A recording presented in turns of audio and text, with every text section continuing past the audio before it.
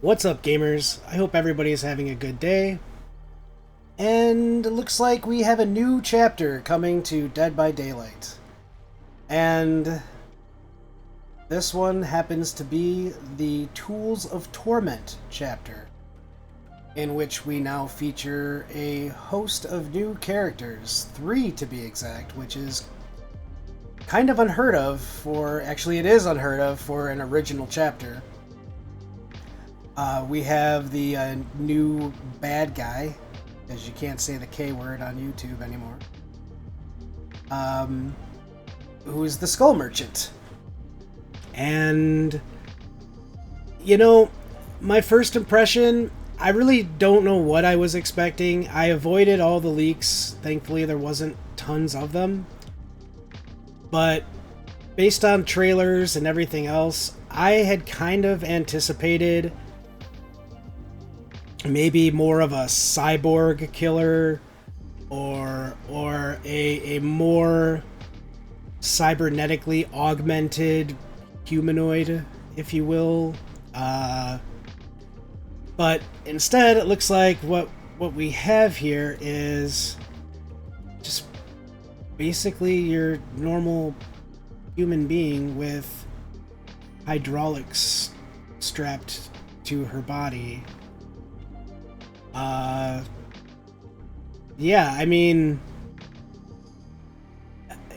okay. I mean, it is what it is. I don't really know that that this is what I had envisioned, but again, the developers are not responsible for my imagination.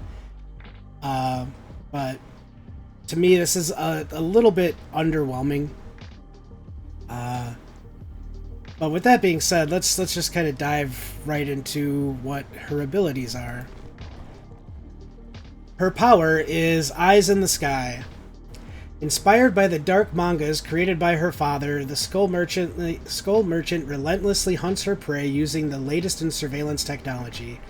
The Skull Merchant starts the trial with 4 drones. Pressing the power button places a drone which enters active mode after a short boot-up period. In this mode, the drone creates a detection zone around itself. Within it, the killer is undetectable. The survivors gain lock-on progress. The drone reverts to scouting mode when no survivor is detected for a while. In scouting mode, the drone begins a sweeping scan, and if it finds a survivor, it re-enters active mode. Survivors can interact with the drone to disable it. If they fail, it enters active mode. If they succeed, it returns to the killer, but the survivor is stuck with a claw trap. Special effect, Claw Trap. Claw Trap broadcasts the survivor's location to the killer until its battery dies. If they get too close to a drone, it enters active mode and the Claw Trap's battery is recharged. The killer can press the active ability button to open a radar to see the locations of survivors with claw traps and those in a detection zone. Special effect, Lock On. When full, the survivor is revealed by Killer Instinct while inside a drone's detection zone and suffers from the exposed status effect until the meter discharges or they are put into the dying state. Now, the one thing that I don't like what behavior tends to do is they use words like after a short boot up period, or they use words like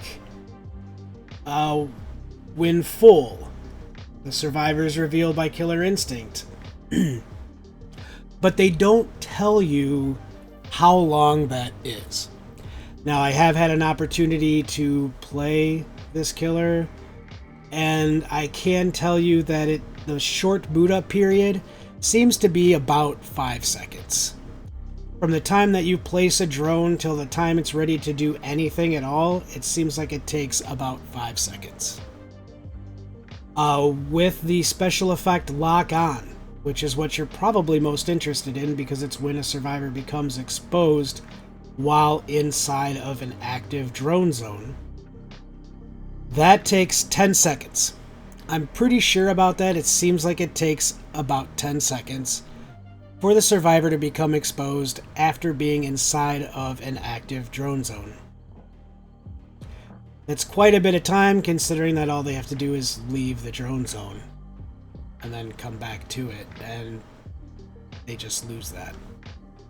Um, so I don't know. I kind of think that those times probably need to be reduced a bit. I think her drones should be active a lot quicker, and I think that the time it takes for survivors to become exposed should quite possibly be a little bit less than that, but that's kind of neither here nor there at the moment. Let's take a quick look at her perks. Thwack. Your prey is terrified by your relentless pursuit.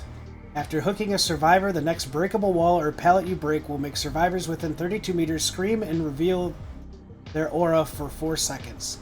Thwack is active for 75 seconds after the survivor is hooked. You know, this is definitely a information perk.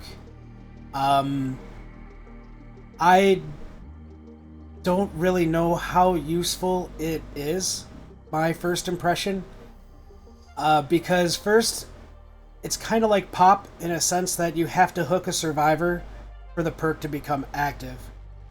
And then after the perk is active, it's active for 75 seconds. You need to find a pallet to break or a wall to break in order to get any type of information from the perk. 75 seconds is a long time, don't get me wrong, it is. But with that being said, I don't know about you, but when I'm chasing somebody inside of a jungle gym, for example, where a pallet's been dropped and I do get the down, my first impression is to always break the pallet before picking them up, for obvious reasons. You don't want somebody to get a pallet save, whatever the case may be. You're already there, you might as well break the pallet, pick up, move on. So I don't know how much use you're going to get out of this. Maybe in some kind of niche build where you try to like plan around it. I just feel like that there are better information perks out there that can get the job that you're looking to get done probably better than this. Moving right along to leverage. Like in business, you profit most when those around you suffer most. Each time you hook a survivor, gain 1 token up to 10. When you hook a survivor, this perk activates. For each token, reduce the speed at which survivors heal by 5% for 30 seconds. I like the idea of this perk. I really, really do. I think anytime that you can do something to reduce healing speed, you're doing the right thing. I say that because medkits are broken. Add on to that Circle of Healing boons, cooperative healing with survivors. It's gotten to a point where healing in Dead by Daylight seems to be almost instant. What I do not like about this is the way that it has to activate. First of all, obviously, this is probably better for more early game, because by the time you get to 10 tokens, you would have had to have hooked Survivor 10 times. That being said, probably have 2, if not 3 people already out of the trial. You've already probably killed off at least 2 people before this can see its full potential. So this is probably more of an early game type of perk, which is fine, because even at 5 tokens, 6 tokens, where you're slowing down healing speed by 25%, 30%, that's still something. That's still value. What I don't like about it is you have to hook a survivor in order for this perk to begin working. When you hook a survivor, that's when the perk activates, and it stays active for 30 seconds. I really feel like this perk needs to be reworked. Either one, they need to change this to when a survivor is unhooked. They can go ahead and keep it 30 seconds, but change it to when a survivor is unhooked. Because when a survivor is unhooked, that's when you usually see the majority of the healing. People will run off to an obscure location to heal. That's usually not too far away from a hook. 9 out of 10 times, they unhook and heal right at the hook. So, unless somebody is farming somebody off a hook, I just don't see how you're going to get a whole lot of benefit out of that, because after you hook the person, it's 30 seconds. A lot of times when you hook a survivor, it takes longer than 30 seconds for them to get unhooked. Outside of, again, niche situations where people are healing before going for unhooks and that kind of thing, like, I just don't see the benefit there. I really do feel like that this should be a situation where when a survivor becomes unhooked, the perk activates, or they should get rid of the time constraint. They should just get rid of the time constraint, get rid of the whole 30 seconds thing. That way, go ahead, keep it to be when you hook a survivor, you gain a token, and then just from that point on, it reduces the speed at which survivors heal by 5, 10, 15, 20, 25, 30, 35, and so on, just for the remainder of the game. And if that seems like it's too overpowered, then again, just change it to when a survivor becomes unhooked, because I feel like, again, that's when you're going to see the majority of healing taking place. Moving right along to her third perk. Game afoot. First you pick your prey, then you pick it apart. While you are chasing the obsession, this perk activates. Damaging generators and breaking walls or pallets gives you a 5% haste status for 10 seconds. Whenever you hit the survivor with the total most time in chase with a basic attack, they become the obsession. I like this. I like this perk. I've tried this perk out. I've gotten value from this perk. This is really nice when you're in the middle of a chase and you're chasing the obsession. They drop a pallet. You break the pallet. Suddenly you gain a 5% haste status for 10 seconds. And I'm honest with you, that's a game changer. That could mean the difference between them getting to another jungle gym, or getting to another safe pallet loop, or getting to shack. It does make a difference. I don't like the idea of whenever you hit the survivor with the total most time in chase with a basic attack, they become the obsession. Like, who's doing that calculation? I mean, who's really picking or choosing? I mean, at that point, when you're in the middle of a game, in the heat of battle, it really just kind of seems like an RNG, oh my god, are they going to become the obsession or not? So I can see value from this perk. What you're most better off doing is putting on another perk that more actively changes the obsession. For example, Nemesis. I think that is a great way to use this. I'm usually not a very big proponent of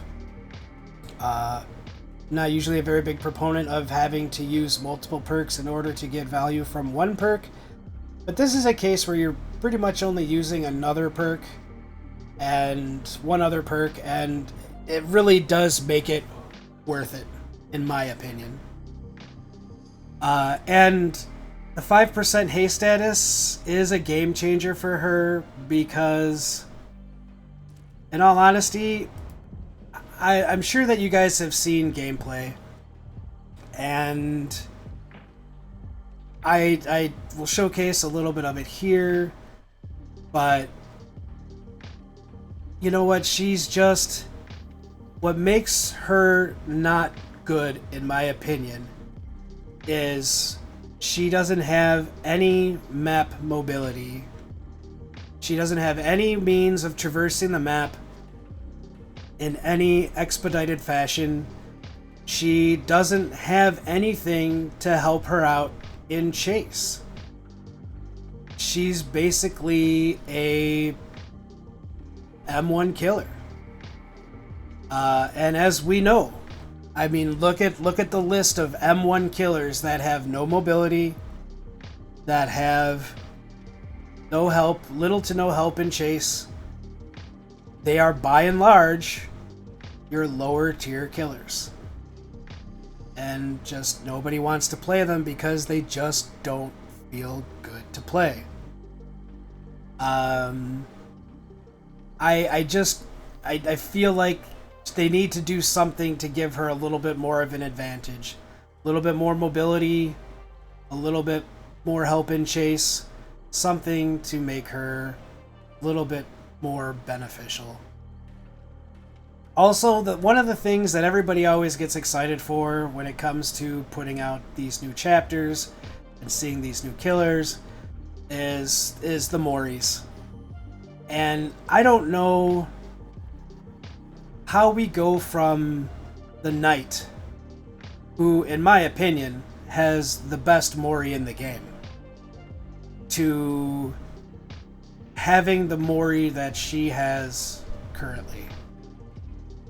I just don't feel like there was any thought put into it. In fact, I'll go a step further and say that this was just a reskin of Freddy's Mori. I mean, it's kind of by and large the same thing. And that just the lack of creativity there is slightly disappointing.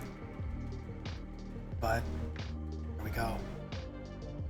I really hope that they do something to help her out more in chase.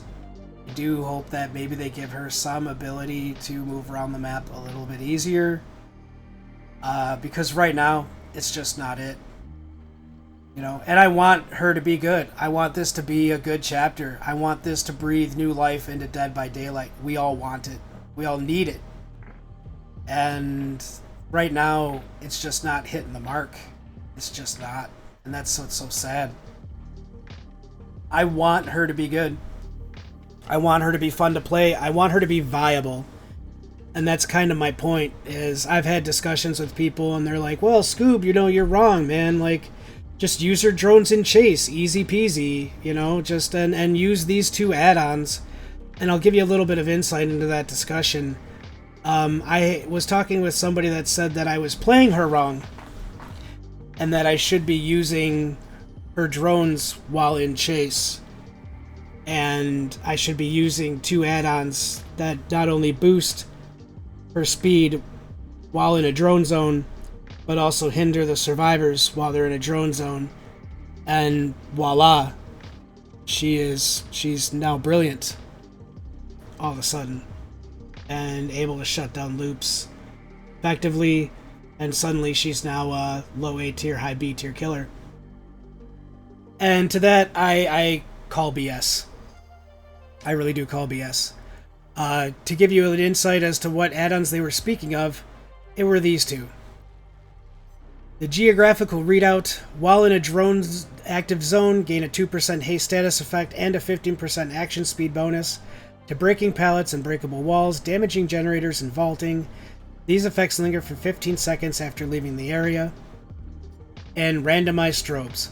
Survivors that enter a drone's active zone suffer from a 5% hindered status effect for 3 seconds. I will agree. If you drop a zone in a loop, drop a zone in the middle of a jungle gym, and you're running these two add-ons, yes, you're going to be effective in chase. I won't deny that at all. Here's the problem that I have with that. Add-on rarity. 2 words, simple. Add-on rarity. As you guys can see, by looking up here in the top left corner, I have her at Prestige 2. I have dropped probably around 2.5 million blood points into her on the PTB. I did this so I could have as much viability as I possibly could with her add-ons and whatever, to try to, you know, explore her in the best way that I possibly could. So with that being said, after spending 2.5 million blood points, I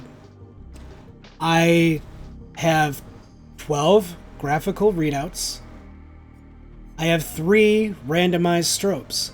And, as you can see, I have 1 black ward. So, with that said, I can effectively play her 4 times. in the way that people are saying that she's a low A tier to high B tier killer by running these add-ons, dropping drones at loops, I can do that for 4 matches before I have to resort to other add-ons and try to come up with another way to make her viable. And that's just not the play. I'm sorry, that's just not the play. I really do hope that I'm missing the ball on this one. I really hope that I can't wait for an Darva video or something out there that explains, hey, this is how you play this killer, or whatever the case may be, because right now the majority of the way that it's been explained to me is just not hitting the mark. It just isn't. It just really isn't. And if this is the option that makes her the most viable, then what you should be doing is you should be arguing that they are base kit and not a purple add-on. At the very least, argue that these 2 add-ons be greens, or green and yellow, or yellow and brown, or something that allows you to get more of them in blood webs.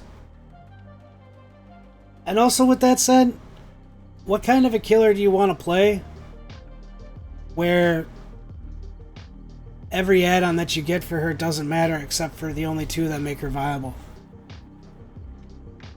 I mean, that's not very fun either, right? So I don't know. But as of right now, I know that I'm a very small voice. I'm a very tiny fish in a very big ocean of Dead by Daylight content creators. So I can only hope that in the next 2 or 3 weeks that this PTB is active, that behavior has a chance to tweak her and massage the way that she works prior to going live. I can only hope that they do something to make her more viable. And I hope that they listen to larger Dead by Daylight content creators that are out there. The ones that are equally as puzzled as I am. The ones that are actually fog whisperers.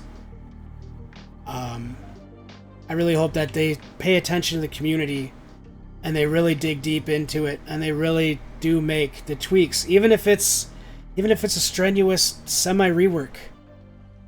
But just please, behavior, I'm begging you.